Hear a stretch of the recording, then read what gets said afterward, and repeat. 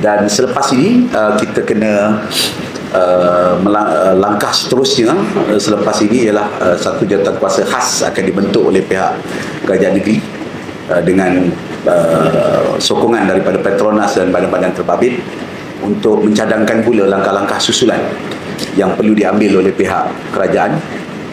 sama ada daripada aspek perundangan, daripada aspek langkah-langkah susulan kerajaan, aspek-aspek undang-undang dan pelbagai perkara lain. Undang-undang saya maksudkan adalah peraturan-peraturan yang boleh dicadangkan kepada pihak kerajaan negeri supaya kita boleh merangka satu langkah-langkah preventif terhadap peristiwa ini ataupun langkah-langkah susulan untuk memastikan peristiwa ini tidak berulang dan potensi peristiwa ini berulang pada masa depan. Ini antara langkah susulan yang dibuat oleh pihak kerajaan negeri yang kita namakan jawatankuasa khas yang akan menilai laporan-laporan yang diberikan, kemudian mencadangkan kepada pihak kerajaan negeri dan juga kerajaan persekutuan dan agensi-agensi